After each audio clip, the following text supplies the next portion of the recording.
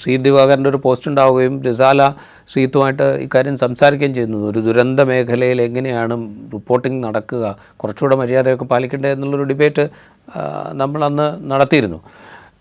അതും ഇപ്പോൾ എടുത്തിരിക്കുന്ന നിയമപരമായ ചില നടപടികൾ ഉണ്ടായിട്ടുണ്ട്. സോഷ്യൽ ഓഡിറ്റിംഗ് റിപ്പോർട്ടുകളുടെ കാര്യത്തിൽ, മാധ്യമങ്ങളുടെ പ്രവർത്തനങ്ങളുടെ കാര്യത്തിൽ, മാധ്യമ റിപ്പോർട്ടുകളുടെ കാര്യത്തിലൊക്കെ സോഷ്യൽ ഓഡിറ്റിംഗ് വലിയ തോതിൽ നടക്കുന്നുണ്ട്. അത് പക്ഷേ വലിയ ഫലമൊന്നും ഉണ്ടാക്കുന്നില്ല എന്നാണ് ഒരുപക്ഷെ ഈ റിപ്പോർട്ടിംഗ് നമ്മളെ ബോധ്യപ്പെടുത്തുന്നത്. ഇപ്പോൾ നിയമപരമായ ചില നടപടികൾ എടുക്കുന്നു, ബാലാവകാശ കമ്മീഷൻ നോട്ടീസ് അയക്കുന്നു, കേസ് എടുക്കുന്നു. ഇതെന്തെങ്കിലും തരത്തിലുള്ളൊരു ഇമ്പാക്റ്റ് ഉണ്ടാക്കുമോ? സോഷ്യൽ ഓഡിറ്റിംഗ് ആണെങ്കിലും ഈ ദുരന്തമുഖത്തെ റിപ്പോർട്ടിങ്ങുകളെക്കുറിച്ചുള്ള നിശിതമായ വിമർശനങ്ങളാണെങ്കിലും ഇപ്പോൾ നിയമപരമായി എടുക്കുന്ന നടപടികളാണെങ്കിലും എന്തെങ്കിലും മാറ്റങ്ങൾ ഉണ്ടാക്കുമെന്ന് പ്രതീക്ഷിക്കുന്നുണ്ടോ? നിയമപരമായ നടപടി വളരെ പെട്ടെന്നുള്ള ഗുണഫലം ഉണ്ടാക്കും എന്ന് എനിക്ക് ഉറപ്പുണ്ട്. സോഷ്യൽ ഓഡിറ്റിംഗ് എന്ന് പറഞ്ഞാൽ ഇതിൻ്റെ അകത്തൊരു പ്രശ്നമുണ്ട്. സോഷ്യൽ ഓഡിറ്റിംഗ് എന്ന് പറഞ്ഞാൽ എന്താ സംഭവിക്കുന്നത്? കുറച്ച് പേര് ഒരു സ്ഥലത്തിരുന്നിട്ട് നിങ്ങൾ ഈ പറയുന്നത് ശരിയല്ല, ഇപ്പം ഞാനും നിങ്ങളും വന്നിരുന്നു പറഞ്ഞു ഇങ്ങനെയല്ല ചെയ്യേണ്ടതെന്ന് പറഞ്ഞു. വേറൊരു ഭാഗത്ത് ഇത് കൊള്ളാമല്ലോ, ഇത് ആസ്വദിക്കുന്ന ഒരു മനുഷ്യരുണ്ട്. അപ്പോൾ അവരെ സംബന്ധിച്ചിടത്തോളം ഇതിനെ എതിർക്കുന്ന നമ്മളാരും പോയി അവരുടെ ഇത് കാണാതിരിക്കുകയും അവരുടെ TRPയെ സഹായിക്കുകയും ചെയ്യുന്നില്ല. അതേസമയം ഇത് കൊള്ളാം എന്ന് പറയുന്ന ആളുകൾ അവിടെ പോവുകയും ഇത് കാണുകയും അവരുടെ TRPയെ സഹായിക്കുകയും ചെയ്യുന്നു. അങ്ങനെ വന്നു കഴിയുമ്പോൾ ഈ സോഷ്യൽ ഓഡിറ്റ് എന്നുള്ളത് കൊണ്ട് അത് ന്യൂട്രലൈസ് ചെയ്യപ്പെട്ടു പോകും. എന്ന് മാത്രമല്ല, കഴിഞ്ഞ ഏകദേശം ഒരു ദശകമായി ഒരു ഡെക്കേഡായിട്ട് കേരളത്തിൽ നടക്കുന്നത്, ഞാനതിനെ പലപ്പോഴും പറയുന്നത് മണൽ കൊണ്ട് കയറി വിരിക്കുക എന്നുള്ളതാണ്. യുക്തിഭദ്രമായി യാതൊരു കാര്യവുമില്ലാതെ ആളുകൾക്ക് രാവിലെ തൊട്ട് വൈകുന്നേരം വരെ കാര്യങ്ങൾ ചർച്ച ചെയ്യാം എന്നൊരവസ്ഥ ഇപ്പൊ കേരളത്തിലുണ്ട്. അപ്പൊ അതുകൊണ്ട് അതിൽ ആകൃഷ്ടരായ മനുഷ്യരുണ്ട്. അവര് ഇത്തരം ഏത് അധമമായ വാർത്തകൾ ഇപ്പം നമ്മൾ കണ്ടതല്ലേ, ഈ കേരളത്തിലെ ഒരു വാ തുറന്നാൽ വഷള് വർത്തമാനം പറയുന്ന ഒരു ബിസിനസ്സുകാരൻ, അയാൾ ജയിലിൽ നിന്ന് ഇറങ്ങിയപ്പം അയാൾ ജയിലിലായപ്പോൾ അയാൾക്ക് വേണ്ടി മുദ്രാവാക്യം വിളിക്കാൻ, അയാൾ ജയിലിൽ നിന്ന് ഇറങ്ങിയപ്പോൾ അയാളെ സ്വീകരിക്കാനൊക്കെയുള്ള അമ്മാതിരിയുള്ള മൈൻഡ് സെറ്റുള്ള ഒരു മനുഷ്യരെ ഇവിടെ ക്രിയേറ്റ് ചെയ്ത് വെച്ചിട്ടുണ്ട്. അത് ഇവർ തന്നെ ഉണ്ടാക്കിയതാണ്, ഈ മാധ്യമങ്ങൾ കൂടി ചേർന്ന് ഉണ്ടാക്കിയതാണ്. അപ്പം സോഷ്യൽ ഓഡിറ്റിംഗ് എന്നുള്ളത്, അപ്പൊ നിങ്ങൾ ഇവിടെ ഇരുന്ന് ഓഡിറ്റ് ചെയ്യുമ്പോൾ അവിടെ അത് കേമമാണെന്ന് പറയുന്ന ആൾക്കാരുണ്ട്. നിയമം അതല്ല.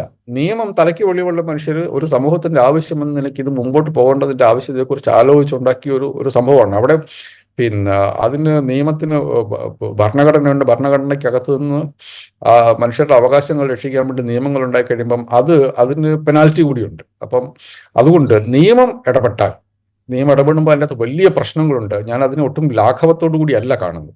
മാധ്യമ പ്രവർത്തനത്തിൽ നിയമം എവിടെയൊക്കെ ഇടപെടണം എന്നുള്ളതിനെക്കുറിച്ച് വളരെ സാധാരണഗതിയിൽ 24 മണിക്കൂറും ആശങ്കയോടുകൂടി ജീവിക്കുന്ന ഒരു പത്രപ്രവർത്തകനാണ് ഞാൻ. അപ്പോൾ അതിൻ്റെ അകത്ത് നിയമം ഇടപെടുന്നു എന്ന് പറഞ്ഞു കഴിയുമ്പോഴത്തേക്ക് അതിനകത്ത് വളരെ സീരിയസ് ആയിട്ട് പ്രശ്നമുണ്ട്. പക്ഷേ ഇതിപ്പോൾ എല്ലാത്തരം നമ്മുടെ നമുക്ക് പറയാൻ പറ്റുന്ന എല്ലാത്തരം നിയന്ത്രണങ്ങളും കഴിയുമ്പോൾ പിന്നെ സ്റ്റേറ്റ് ഇടപെടണം എന്നല്ലാതെ നമുക്ക് വേറെ ഒന്നും പറയാനില്ല. കാരണം വേറെ ഒന്നും വർക്ക് ചെയ്യുന്നില്ല. ഈ പ്രസ് കൗൺസിൽ എന്നൊക്കെ പറയുന്നത് പോലെയുള്ള ഈ പ്രസ് കൗൺസിലൊക്കെ ഉണ്ടാക്കുമ്പം അത് സെൽഫ് റെഗുലേഷൻ എന്നുള്ള, മാധ്യമങ്ങൾ സെൽഫ് റെഗുലേഷന് മാത്രമേ വിധേയമാകാൻ പാടുള്ളൂ എന്നുള്ള ആശയത്തിന്റെ അടിസ്ഥാനത്തിലാണ് ഈവൻ പ്രസ് കൗൺസിൽ പോലും പ്രവർത്തിക്കുക. അപ്പോൾ വളരെ ലിബറൽ ആയിട്ടൊരു സമൂഹം മാധ്യമങ്ങൾക്ക് പ്രവർത്തന സ്വാതന്ത്ര്യം അനുവദിച്ചു കൊടുക്കുമ്പോൾ അതിനെ എന്താ പറയുക, അത്തരം എല്ലാ തരത്തിലുള്ള സാമൂഹ്യമായ ബാധ്യതകളെയും പുറംകാല് കൊണ്ട് തട്ടി കുറെ മനുഷ്യർ ഞങ്ങൾക്ക് തോന്നുന്നതൊക്കെ വിളിച്ചു പറയും എന്ന് പറഞ്ഞ് ഇറങ്ങിക്കഴിഞ്ഞാൽ സ്റ്റേറ്റിന് ഇടപെടാതിരിക്കാൻ വയ്യ. അത് അങ്ങേയറ്റം ഭീഷണമായ ഒരു അവസ്ഥയാണ്. പക്ഷെ അതിൽ സാമൂഹ്യ നിയന്ത്രണങ്ങൾ വരുന്നില്ല എന്ന് വെച്ചാൽ ഇതിന്റെ പ്രത്യാഘാതം വളരെ വലുതാണ്. ഒരു സമൂഹം വീണ്ടും ഈ വിഷ്യ സർക്കിളിലേക്ക്, ഈ കുഴിയിലേക്ക് ചാടിക്കൊണ്ട് പിന്നെ ഇതിനേക്കാളും വഷളായിട്ടുള്ള ഒരു സമൂഹത്തെ അവർ സൃഷ്ടിക്കും. അവർ അതിനേക്കാൾ വഷളായിട്ടുള്ള ഒരു മാധ്യമ സംസ്കാരം ആവശ്യപ്പെടും. ആ സംസ്കാരം വീണ്ടും ഈ കുഴിയിലേക്ക് രണ്ടു കൂട്ടം കൊണ്ട് കുഴിച്ചുകൊണ്ടേയിരിക്കും. അപ്പോൾ അങ്ങനെ വരുന്ന സന്ദർഭം നമ്മൾ എത്തിയിട്ടുണ്ട്. അവിടെ എത്തിക്കഴിയുമ്പം സ്റ്റേറ്റിനും നിയമത്തിനും ഇടപെടാതിരിക്കാൻ പറ്റില്ല എന്നുള്ളതാണ് എനിക്ക് തോന്നുന്നത്. അവർക്ക് മാത്രമേ എന്തെങ്കിലും ചെയ്യാൻ വേണ്ടി പറ്റൂ. Social auditing will be of no impact എന്നുള്ളതാണ് എനിക്ക് തോന്നുന്നത്. അതുകൊണ്ട് ഞാൻ ഇതിനെ കുറിച്ച് അങ്ങേയറ്റം ബോധവാനാണ്.